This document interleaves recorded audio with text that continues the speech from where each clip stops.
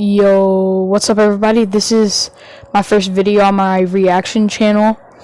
So pretty much on this channel I'll just be reacting to videos and giving you my thoughts at the end of the I might pause sometimes, so on and so forth. But I will leave the link to the original video in the description. Make sure you guys go check that out. And make sure to subscribe to IMR Scary Tales. Yeah, but today we are reacting to 3 True Christmas Horror Stories animated. So, without further ado, let's get into this. I'm extremely terrified, but thankful at the same time. Terrified because I got abducted by a psycho freak, but thankful because along with me, I could save 2 more lives from receiving the sickest and most painful death. Holy crap, bro. His eyes are gouged out. What the frick did this guy do to these kids? I will never be able to celebrate Christmas with an innocent mind for the rest of my life. Every year, the people of my town gather in the huge community hall for a long-awaited Christmas party. We have a small fair in the garden of the community hall. We eat all the chocolates that we want. We sing carols, and toddlers perform little plays about the miracle of Christmas. It was the night of Christmas Eve. We all gathered in the community hall. Kids were running around, dressed in Santa hats. A fat Santa Claus was roaming around, tolling his big shiny bell. Christmas songs were playing over the speakers. I loved the entire scene. I walked into a stall in the corner that was selling sugar cookie rainbow bars. All the kids gathered near the stall. Okay, that kind of sounds a little bit suspicious right there. I mean, I don't know. He could just be selling regular candy and stuff, but at the same time, there could be poison in that, or something to put the kids to sleep, and he can take them or whatever. I don't know. And the owner was having a tough time handling them. I'm a bit short for 10 years old, so it was becoming more difficult for me to grab a rainbow bar for myself while managing the crowd. After being pushed and shoved like a rag doll, I left the stalls in frustration, spent my money on a silly little keychain instead, and sat on a bench some distance away. Depression. The bench was under a big tree that was covered in snow, creating a shadowy atmosphere in that particular spot. Everyone was having fun, except me. Okay, first of all, do not just be going out in the middle of the woods and sitting on a bench where no one else can hear you scream or anything, because someone could easily just come up behind you and I don't know, kidnap you or whatever. I was thinking of going home, playing video games, when I heard rustling footsteps behind me. Turning around, I didn't see anyone, but slowly, a face. Willy Wonka? You don't seem to enjoy Christmas very much, huh? The person speaking came out of the dark and sat right next to me. He was a man whose age I couldn't guess due to his weird outfit. The man was wearing a Willy Wonka costume and had a silver cane in his hand, just like I'd seen in the movies. But unlike the funny Willy Wonka in the movie, this man looked like a creepier version of the fictional character. His eyes were wide and still, like a dead fish. There were dark circles around them, which made his face even spookier. His pointy nose, accompanied by a sharp jaw, hinted at something going on inside his mind. He licked his dry lips and said, "Aren't you going to answer my question?" "No, I'm just bored." "Who are you? I've never seen you here before." "Well, my house is inside those woods. I enjoy being in the crowd a lot." Considering his words in the moment, I said, "Yeah, you don't say. What's your name?" "I'm Kyle. Why are you dressed like Willy Wonka? I mean, it's not Halloween, you know." I just find myself Bruh. similar to his character. Why is he talking? Do not, guys, do not talk to strangers. And no, this guy obviously probably does not have a chocolate factory. He's not the real Willy Wonka. He's just some creepy dude trying to lure kids and do some unspeakable stuff to them, so. Sugar cookie rainbow bars and lots of other Christmas candies as well. "Would you like to come for a visit?" I would have refused him right away, but at the moment, I wanted to get out of there, so I agreed to his proposal. and he started to walk into the woods. The forest floor was covered with crystal white snow. The pale moonlight made the scene look like a dream. You still didn't tell me your name. You ask so many questions. Anyway, you can call me Mr. Wonka. Come on, we both know that can't be your real name, but that's what you will call me. Okay, Mr. Wonka. I immediately got silent because I didn't want to irritate him further. I really wanted some candy, so I followed him quietly. He stopped in front of the big house. Oh my god. Why is that always the classic lore for like weird child molesters or whatever? Like, hey kid, do you want some candy? If so, come here, follow me to my van. I have bunches in the back. And then, yeah. Saplings and wild ivy were growing on the wall. The dull texture of the wood smelt soggy and rotten. This is where you live? It only looks old from the outside. Come on, let's go in. Probably looks old on the inside too. And opened the door of the house. There was pitch black darkness on the other side of the door, and I realized what a huge mistake I'd made by following this man into such a secluded area. My parents didn't. Told you, bro. Told you. The house. There was no one. He was planning something really bad for me. I think I better go. I'll come some other time. My parents will be worried. Where do you think you're going? You can leave when I say you can. Before I could scream, Oh god. he hit me hard with his metal cane and knocked me out on the floor. When I Jesus came back to my Christ. senses, my head was throbbing in pain. I found myself sitting in a big dining room, tied to a pillar. In front of me, there were two other pillars as well, and two other kids were tied Holy to them. crap, bro. Both of them looked severely dehydrated. They were younger than me. Their dirty clothes indicated that they'd been there like this for a long time.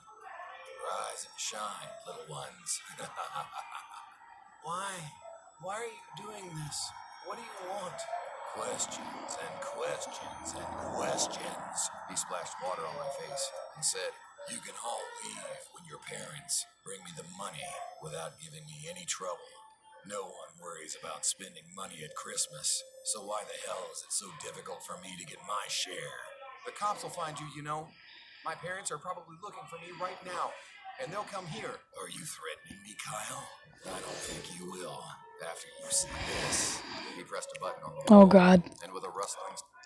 Texting random number. Oh my god. I'm hungry and I think the cat's dead. This is your mom. When was the last time? Oh my god, these ads, bro. Being pulled, an iron cage that I hadn't noticed until now. Is that a rotting corpse? Holy shit. Cage lay the body of a kid, probably my age, except he or she wasn't alive anymore. The kid's face. Yeah, well, no dip, Sherlock. At first glance, one might have felt like the kid died from burning, but there was some gooey, foul-smelling liquid stuck to its corpse, like superglue. The psycho smiled and pointed to a big cauldron to my left. You see that? That's my secret. Does he cook kids in there or something? Do anything that you shouldn't. I'll throw you alive inside that boiling hot chocolate, just like this little menace. This is what you get when you act smart with Mr. Wonka. After saying this, he went out of the room, and I sat there sweating in fear. The faces of my parents flashed in front of my eyes as I realized I might never see them again. But then I remembered I'd bought that keychain from the fair. The keychain had a sharp edge, and my hands were tied with old, torn clothes. Without wasting a single second, I took out the keychain from my back pocket and started rubbing it on the knot binding my hands. After a minute of relentless trying, I finally succeeded and set myself free. I could have run away and saved myself, but I wanted to save those two kids and punish this man for what he did to the dead kid. A plan kicked in my mind. I slowly walked to the boiling cauldron and dipped a piece of ragged cloth into the foul-smelling chocolate. I spread the liquid chocolate all over the floor so that it created a slippery slope. Then I patiently waited behind a pillar for the freak to come out. After 5 minutes of waiting, I heard his footsteps, and he came out. Realizing I'd set myself free, he started screaming, "You little piglet! I know you're still in here, 'cause I locked the front door, and there's no other way out. You better come out, or I'll make your life a nightmare. He was screaming as he looked behind the pillars for me. As soon as he came to check the pillar right next to the boiling cauldron, Oh God. I jumped up and pushed him with all my strength, piercing my Nice. eardrum with a spine-chilling scream. He fell into the boiling pot of chocolate. His flesh started to melt away, but he still tried to get out. He flailed his hands in the air. Holy shit, dude. Inhumane death trap, but I just watched him die. When he stopped screaming and flailing, I realized he was dead, not having a key. This could be like a future serial killer, man. Which I could get out and help these two other dying kids. Luckily, there was one uncovered window. I shattered the glass with a strong kick, jumped out, and ran back to the fairground. By then, everyone was calling out my name. My mom was running everywhere in a panic, looking for me. Seeing me come out of the woods with terror in my face, they realized something horrible had happened. The cops were called, and the kids were rescued, but I'm still shaking. God knows what would have happened if I hadn't had that keychain. Dying in a boiling pot of chocolate, and on Christmas Eve, that would have been the most gruesome way to go. Yeah, probably. For Rhonda Goulet, the meaning of Christmas has forever changed 27 years ago. Her 18-year-old sister, Tanita, was one of 6 people shot and killed over 3 days around Christmas in 1990. 4 young people embarked on a shooting rampage that left 6 people dead, 2 others injured, and impacted scores of others, friends, relatives, and members of the public in countless ways. Starting as petty robberies that netted a plaid coat, a pair of sneakers, and $44, the crime escalated to something else. Short killings. According to the detectives on this case, they were just killing people randomly for nothing. Literally nothing. There was not even a motive in these cases. It was just murder. The 4 people That's pretty sadistic, bro. that spent most days bumming money on courthouse stairs until they graduated to something much worse. Spare change. Lighting on Courthouse Square across the street. As people shopped and celebrated, they would have never imagined what was about to happen. A band of teenagers were looking for trouble. Laura Taylor, Marvelous King, Heather Matthews, and DeMarcus Smith called themselves the Downtown Posse. They were estranged from their families and looking for trouble. Let's get some drama in our lives. Taylor, a 16-year-old runaway, said to her niece. On Christmas Eve, they began the worst crime spree in Dayton history. The first victim was Joseph Wilkerson. The girls lured their way into his Prescott Avenue home, promising sex, and the 34-year-old General Motors worker was shot and killed. The posse then partied at Wilkerson's house over the next 3 days. They ate his food and drove his cars while he lay dead in a bedroom. That same night, they shot Tanita Goulet, 18, who was using a payphone outside a neighborhood market in West Dayton. She was pronounced dead at the hospital. Police said Goulet was robbed of her gym shoes, jacket, and book bag. All she said was, "Don't shoot me," and they shot her anyway, said Rhonda Goulet, the victim's sister. Dang, bro. Everything she had. I just wish they would have spared my sister. On Christmas Day, the body of 19-year-old Richard Maddox was discovered in a car. He had been shot in the head. Detectives later found out that Maddox was the former boyfriend of Laura Taylor. Jeffrey Wright was also shot that day outside. Holy crap, bro. Despite 4 bullets, These kids just going on a shooting spree. the posse went into the shortstop mini mart on December 26th and shot Sarah Abraham, who was working in a family business that holiday weekend. The 38-year-old mother died 5 days later in the hospital. Dang, bro. Store customer RP. shot, Jones Pettis, survived. At first, Dayton homicide detectives did not know that these crimes were all connected. Really, the first thing that made the connection for us was the ammunition, said retired Dayton homicide detective Doyle Bird. Then you start to worry and you figure out that we've got a person or person. Person or person? What? Bro, man just said person or person. Burke said they had no idea who they were looking for. The fact that it was truly stranger on stranger crime, which is the most difficult homicide to solve, there was not even a motive, Burke said. Later, on December 26th, former Dayton Police Sergeant John Hoover spotted a stolen car on Kumler Avenue. At the time, he did not know that he was stopping Dayton's spree killers. They all cooperated and put their hands up. I was later to find out from the detectives that Laura Taylor told Marvelous King to shoot, and he wouldn't, said Hubert. After so much violence, the gang's capture was fairly uneventful. Smith ran into a nearby house, but was quickly captured, while the other three, King, Matthews, and Taylor, were taken into custody without incident. After the 4 members of the posse were behind bars, Taylor got a visit from a local minister who was concerned that she was only 16 and accused of such terrible crimes. During their visit, more victims. Police found the bodies of Wendy Cottrell, 16, and Marvin Washington, 19, in a city-owned gravel pit on Ridgely Avenue. Taylor said they were shot because the group thought that they would snitch to the police. Taylor and Matthew are serving life sentences for murder at the Ohio Reformatory for Women in Marysville, while Smith is serving a life murder sentence at the Mansfield Correctional Institution. He's all by himself, bruh. 2009. Tough. King, who was convicted in 5 of the killings, was executed by lethal injection at the He had the last word. King was not a template killer. He had never been arrested and was released until his older brother was killed while committing a robbery in 1991. That had a profound effect on him, according to a court report. He became depressed, virtually gave up on his educational efforts for a time, and was morose and introspective.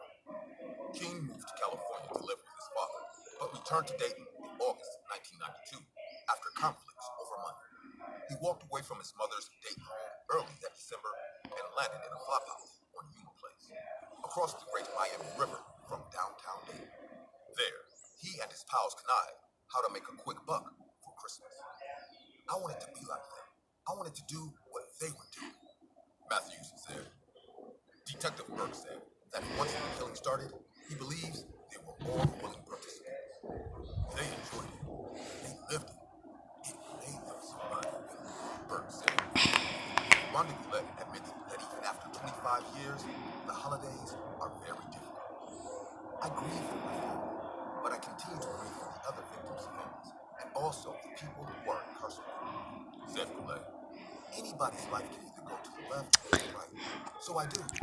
I think about Hey, bro, I really don't know if this is real or not, or if this is just like made up for entertainment purposes, but still, even if this is real or not, it's still pretty gruesome. You gotta admit that. I mean, people just shot to death for no reason. I mean, like, a couple survived and stuff, but still, bro, that's just horrendous.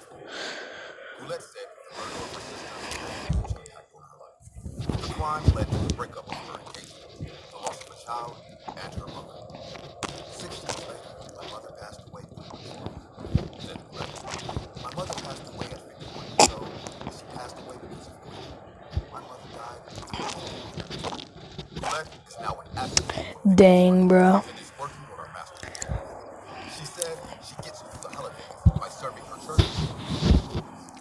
The group tried to rob another one before Target left, an 18-year-old high school senior with a mother in a phone.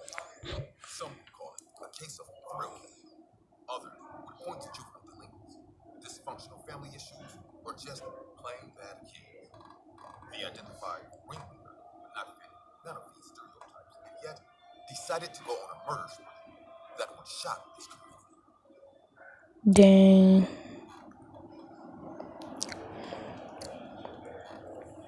Alright, y'all, this is the last story. Most people will probably You hate Christmas? it's a lot easier to enjoy a winter holiday if you have a warm house to sleep in and a family to spend it with. Oh, yeah, I guess that's true. Middle class, Christmas is just another cold day during the winter, where your chances of dying from hypothermia in the streets increase exponentially. I can't remember the days when I had a roof over my head. Hell, I'm not sure if those days even exist. I spent every Christmas watching happy people spend time with their families from the shadows of the alleys where they could easily ignore. The only good thing Dang, about bro. For anybody who's actually going through this, I'm sorry, but I know it's probably tough. Well, it is tough, but just for people to do like have pretty much everything and stuff, just be grateful for what you have, and yeah. So Was being able to function in a restaurant dunking with other people's leftovers. It never ceases to amaze me how much food people were willing to just throw away while eating out. I had to be faster though, or else the restaurant owner might come to chase me away for messing with their garbage. Why they'd even care about someone taking stuff they'd already thrown out anyways, I'll never understand. honestly, I As don't I was know, looking bro. for a dumpster for some turkey balls to gnaw, I was approached by an old man. I was ready to run away the moment I saw him, but he stopped me before I could. Wait, lass, I'm not here to hurt you. What do you want then? He spoke calmly to me, but my own words were harsh. It might seem mean, but I didn't survive by myself in the streets for so long, being nice. Just to help a young woman out alone with gold. My name's Charles. What's yours? Susan. Nice to meet you, Susan. Do you have a home to go to? I did, but the snow ruined my last card of miles. Oh, I see. Well, would you like a place to sleep for the night? What? I have a house nearby. You could stay in for the night. Okay, It's that cool. already sounds like very fishy, but I mean, you gotta do what you gotta do. Well, it's Christmas, and I'm full of the holiday spirit. Helping out a poor girl in the snow seems like something both Christ and Santa would approve of. My common sense told me to run. No good thing could ever come from going into the house of a stranger who's promising you food. I really wasn't buying his bullshit explanation about the holiday spirit. But regardless of what my brain thought, my stomach was growling, and the rest of my body wouldn't have lasted much longer out in the snow. It was especially cold that December, and I already found a couple of other homeless people dead or buried in the snow earlier this month. Dang, If bro. I didn't find warmth here, I would choose it. Seeing as how my life couldn't get much worse, and I probably died without shelter anyways, I decided to take the old man up on his offer. Dang, I she's followed Charles short. through off the street, past smiling people who must have assumed we were just an old man and his granddaughter spending Christmas together. We reached a little two-story house at the end of a nice neighborhood in the city. Charles opened the door with his keys and let me in. Nobody cares about freaking PUBG Mobile. Come on, bro. Inside, the house was already fully decked out in Christmas decorations, including a grand tree in the living room, adorned with shiny bulbs and a golden star at the top. But aside from the traditional Christmas decor, lifelike dolls with closed eyes, dressed like elves, also sat upon the shelves. What's with the dolls? Ah, those are my products. I'm a custom doll from my traders. Business is always good during Christmas. Lots of parents order dolls for their little girls. What's so special about these dolls? A proud smile spread across Charles's face. Children like to play with dolls, but my dolls are the only ones in the world that can play with cheese on the back. How the heck does that work? Charles Okay, waved that his sounds arms kind around of me weird. in a shushing gesture. That's a trade secret. But I'll tell you this. To make something this special for children, you need to have the heart of a child. Huh. I assumed that he was making a metaphor I didn't get. I couldn't even understand what he Hopefully, meant. hopefully he's not being But it was a literal. first place. So I quickly followed Charles out of the living room to get away from their gaze. He led me to the dining room, where the table was set with the kind of Christmas feast I'd only ever seen in billboard commercials. There were plates of baked ham, roast beef and potatoes, mince pie, and a gigantic cooked goose at the center of it all. I'd never seen so much food in one place before in my life. Dig in, Susan. Are you sure you're lifting those? It's because of children like you that I'm able to make a living. Think of this as me giving back to the children for all of the years of my business. Any hesitance I still had left me. I sat down at the table and started gorging myself on the food. Charles went back to the living room and picked out a closed-eye elf doll from the show. I'm going to work on this doll show. I got deadlines to meet after all. In the meantime, help yourself to all the food you like. After that, he disappeared into the basement with the doll, and I continued to stuff my face with food. I almost regained my faith in humanity. That actually looks pretty good, not But gonna lie. just before I could get to the Christmas pudding, I felt a tiny hand grab my wrist. I turned and saw a little boy who couldn't What have the been fuck? any older than 5. He wore the same elf outfit, the clothes eyes the dolls on the shelves did, and it was about the same size too. You need to leave now. What? But Charles told me he's not who you think he is. You have to leave this place for your own sake. The boy let go of my wrist and took a step back. Please, get out and stay safe. Once he finished talking, he scurried out of the dining room with surprising speed. Hey, wait! I rushed after him into the living room, but found no one there. What in the I could have world? sworn one of those closed-eyed dolls looked exactly like him, but I chalked that up to my mind playing tricks on me. I looked through both floors of the house again, but found nothing but more Christmas decorations and more creepy dolls. Worried that that boy might have been Charles's relative, I went down into the basement to let him know that he was missing.